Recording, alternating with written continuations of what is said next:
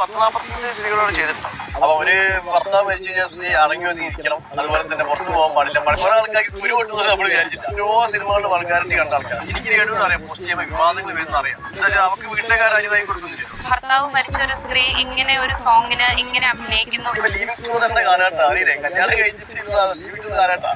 അപ്പൊ ആ ചേച്ചിന്റെ ഹസ്ബൻഡ് മരിച്ച ആ ചേച്ചി വീട്ടിൽ ഇങ്ങനെ അയ്യോ പോകുന്നിരിക്കുന്നത്. ഇവരിങ്ങനെ ചെയ്യുന്നതിന് ഇപ്പൊ ഒരു തെറ്റില്ല. ശ്വാസിക്കുന്ന ആൾക്കാര് മോശപ്പെട്ട ആൾക്കാർ നല്ലതാണെന്ന് ഞാൻ ചിന്തിക്കാറില്ല. ഇങ്ങനെ അഭിനയിച്ചിട്ട് വേണോ, അല്ലാതെ എത്രയോ ജോലികളുണ്ട് എന്നുള്ളതാണ്. രേണുവിന് കൂടെ വീഡിയോ എടുക്കാറുള്ളത് എന്റെ വൈഫിനെ വിളിച്ച് പറഞ്ഞാണ്. അയ്യോ സുധി ഉണ്ടായിരുന്നെങ്കിൽ ഇങ്ങനെയൊക്കെ രേണു ചെയ്യായിരുന്നോ. പല ആൾക്കാരും കല്യാണം കഴിച്ചാൽ അത് വേണ്ട, ആ രീതിയിലേക്ക് ചിന്തിക്കുന്ന കാലഘട്ടം അത്. 2.5 മണിക്കൂർ ഞങ്ങൾ രണ്ടുപേരും മോശമില്ലാതെ അഭിനയിച്ചതാണ് അതിന്റെ DOP ഡിബിൻ ബ്രോ പറഞ്ഞു.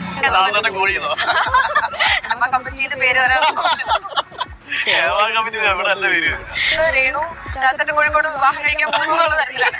എന്താണ് അയ്യോ അവിടെ എന്ത് സംഭവിച്ചു ആൾക്കാർക്ക് ഭയങ്കര തലവും.